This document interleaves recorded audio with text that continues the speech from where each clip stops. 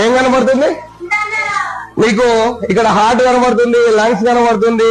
ఇక్కడ అసలు ఆ ఐడియా ఎట్లొచ్చింది పిల్లలకి సైన్స్ ని ఇట్లా కూడా చెప్పొచ్చు అని? హార్ట్ ఎక్కడ ఉంటదా అంటే ఇటు ఉంటదా ఇటు ఉంటదా కన్ఫ్యూజ్ పిల్లలు కాబట్టి. వినాయక చవితి గాని దేవి నవరాత్రులప్పుడు వాళ్ళ ఫోటోలతోటి గాని టీ షర్ట్స్ వేస్తున్నారు. సో నా పిల్లలకి ఇది యూస్ అవుతదేమో ఒక 4 టీ షర్ట్స్, జస్ట్ ఈ 4 టీ షర్ట్స్ తీసుకున్నాను మేడం. ఇక వాడు లైవ్ లో మర్చిపోడు మేడం. ఎక్కడైతే పొలాలలో వాళ్ళు దాక్కోవడానికి వెళ్ళి చేలాల్లో ఉంటే అక్కడికి వెళ్ళి క్లాసెస్. ఎందుకంటే ఇప్పుడు పంటలు అనే పాఠం ఉంది మేడం, కన్వీనియంట్ దానికి అక్కడికి వెళ్ళి ప్రత్యక్షంగా చూస్తే ఇంకా బాగా నేర్చుకుంటాడు.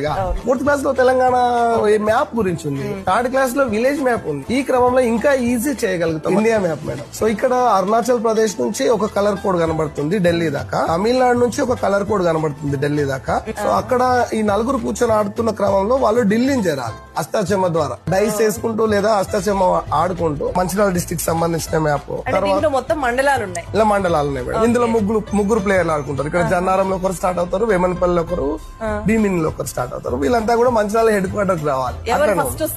వాళ్ళు విన్ అయినట్టు స్నేక్ అండ్ ల్యాడర్ లాంటిది మ్యాప్ నేర్పించడానికి వాడుకో. బయట ఆడుకుంటున్నప్పుడు ఇట్లా కుంటుడు తోటి ఆడుతూ ఉంటారు కదా, అట్లాంటి ఆటలు చూసిన తర్వాత ఇక్కడ నేను ఎందుకు మ్యాప్ పెట్టొద్దు అనుకున్నాను. వరల్డ్ మ్యాప్ 7 కాంటినెంట్స్ వేసుకొని 5 ఓషన్స్ వేసుకొని గీచాను. ఎగరడం అందులోకి ఆస్ట్రేలియాకి వెళ్ళు, ఆఫ్రికాకి వెళ్ళు, ఒక కాంటినెంట్ నుంచి ఇంకో కాంటినెంట్ తెలిసిపోతుంది. నా 3rd క్లాస్ పిల్లలు కాంటినెంట్స్ గుర్తుపడతా ఉంటే నేను చాలా హ్యాపీగా ఫీల్ అవుతా ఉంటాను. తరగతి గదిలో